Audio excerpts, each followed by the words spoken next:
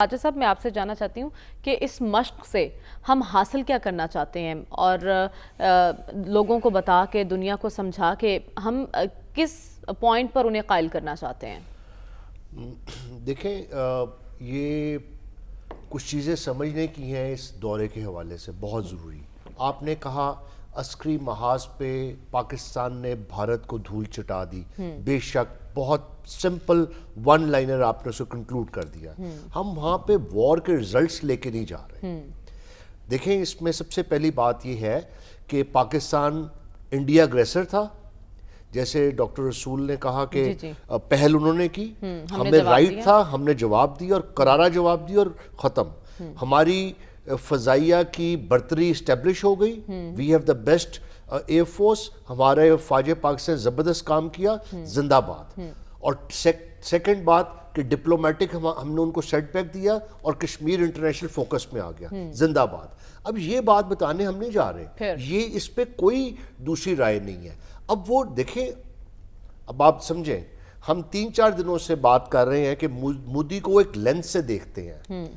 Please اس وقت میں آپ کو بتاؤں گا کہ بہت اچھا ڈیلیگیشن ہے, اسپیشلی بلاول صاحب کی چوائس جو ہے بہت اچھی ہے. آئی فلی سپورٹ اٹ. لیکن تھنک ٹینک کی طرف سے وہ گائیڈنس بھی جائے نا. بات یہ ہے جو ڈاکٹر عسکری صاحب نے کی تھوڑی سی کی, میں اس کو ذرا ایکسپینڈ کرنا چاہتا ہوں وداؤٹ ٹیکنگ اینی نیمز, صرف ایک پرنسپل کے طور پہ. کیا جی چیلنجز کیا ہوں گے؟ وہ ایک لینس سے پاکستان کو دیکھیں گے. مودی کو ایک لینس سے دیکھیں گے, ہائپر نیشنلسٹ آ گیا, ہیٹ والا آ گیا, ان کا میڈیا ایسے کر رہا ہے. وہ جس بات سے کریں گے ان کو پتہ ہے کہ یار اس کی obsessive انیمیٹی ہے پاکستان کے خلاف. پاکستان کو جب دیکھیں گے تو دیکھیں گے کہ ہمیں یہ دیکھنا ہے کہ کرائسس آف لیجٹمیسی تو نہیں ہے, کیا قانونی اخلاقی حیثیت جو وہ بحران کا شکار تو نہیں ہے, جمہوریت کی صحت کیسی ہے, معیشت کی صحت کیسی ہے, کیا انسانی حقوق ہیں, کیا وہاں پہ انصاف کا معیار کیا ہے, اور کیا وہاں پہ سول آزادیاں کیا ہیں. یہ اس لینس سے پاکستان کو دیکھا جائے گا. اب وہاں پہ ہم جو بات کریں گے وہ بات ایسے نہیں ہونی چاہیے. یہ دیکھیں یہ ایک وزٹ ہوا ہے. ایک بات میں بتا دوں آپ کو, ناظرین کو بھی, یہ اب ایک پاکستان کے لیے بہت بڑا سفارتی چیلنج شروع ہو چکا ہے. وار ہم نے لڑ لی اور وار ہم نے جیت لی. انڈیا وونڈڈ ہے, اس کی بی جے پی کی زبردست شکست ہوئی ہے, انڈین عوام کی شکست ہوئی, ان کا سپر پاور سٹیٹس کا خواب تباہ ہو گیا. اب وہ سفارتی محاذ پہ آ رہے ہیں, لہٰذا ہمیں وہاں پہ وہ کمٹمنٹس کرنی پڑیں گی. تو ابھی جس لینس سے وہ ہمیں دیکھ رہے ہیں اس میں ہمارا جو سیاسی نظام ہے اس کو ٹھیک ہونا پڑے گا. میں اس سے زیادہ مزید بات نہیں کروں گا اس بات پہ, کیونکہ سفارتی نظام میں بدبودار ہے اور اس کی بہت ذرا بہتری چاہیے. سمپل سی اتنی بس بات کروں گا. اس سے اگلی بات یہ دیکھیں, جو سپر پاورز ہوتی ہیں, یہ ٹرمپ صاحب نے بات کی ہے, دے آر ویری اسمارٹ. وہ دنیا کی سپر طاقت ہے, ان کے اپنے قومی مفاد ہوتے ہیں. اب یہ جب یہ بات آئے گی تو پانی کی بات آئے گی, ساتھ کشمیر کی بات آئے گی, اور ساتھ پھر وہ کچھ اپنا بھی ٹینجنٹ رکھیں گے. وہ کیا شرائط منوائیں گے, یہ بڑا ضروری ہے.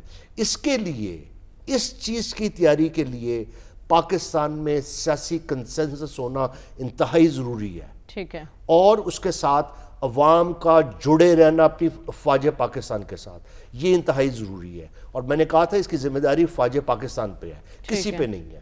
تو لہٰذا یہ چیلنجز ہیں. بلاول صاحب اچھی انگریزی بولیں گے, ہمارے لوگ جیسے جلیل صاحب کا کہا گیا, از اے گڈ ڈپلومیٹ, لیکن ہنا ربانی کا اچھا ایڈیشن میرے خیال سے ہے کہ وہ اچھی انگریزی بول لیتی ہیں, خاتون بھی ہیں, لیکن میں اس کی ڈیٹیل میں نہیں جاؤں گا. ویسے جیسے ڈاکٹر عسکری نے کہا چھوٹا ہوتا تو اس سے چھوٹا گروپ ہوتا ہے زیادہ افیکٹو لگتا ہے.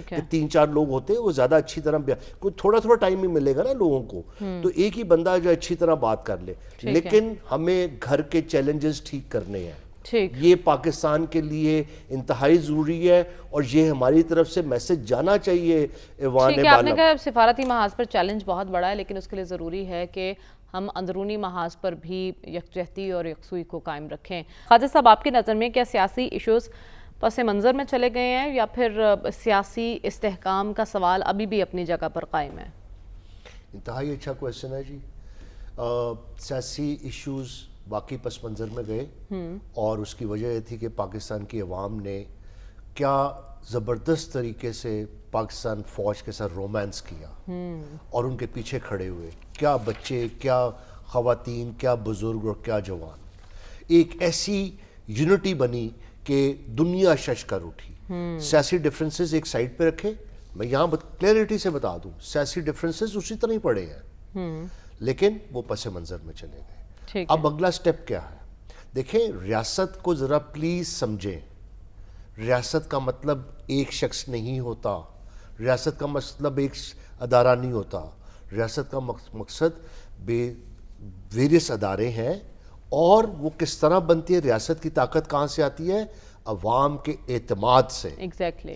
और वो अवाम का, और पूरी अवाम के एतमाद से, मेजॉरिटी गवर्नमेंट के हवाले से नहीं, पूरी अवाम के एतमाद का मज़र होती है रियासत। और वो फिर एक फ्रेमवर्क बनाती है रियासत दुनिया भर में, वो कोई सी भी रियासत हो, कि चाइनीज़ रियासत हो, डेमोक्रेटिक रियासत हो, वो फ्रेमवर्क बनाती है जिसमें कानून और आइन की हुक्मरानी होती है, जिसमें सलामती होती है और फलाह होती है लोगों की, और आखिर में अवाम के हकूक़ को महफूज किया जाता है। ठीक है। इसलिए रियासत को माँ कहते हैं। इसलिए मैं इस बात पे एक जुमला कहूँगा कि रियासत और अवाम को हमेशा वन पेज पे रहना चाहिए। पिछले दौर में भी जो वन पेज था हुकूमत के साथ, वो गलत था। अच्छा। हुकूमत तो मेजॉरिटी गवर्नेंस का नाम है।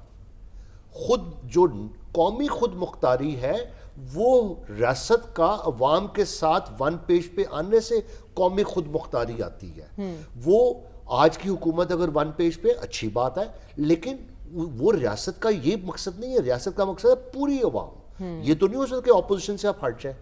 अब अगली बात क्या है? अब ये जिम्मेदारी किसकी है? हमारे जो हल्के हैं, मुक़्तदर हल्के, उनकी ये जिम्मेदारी किस तरह बनती है? देखें, उसका वजह ये है कि पिछली सियासत को भूल जाए।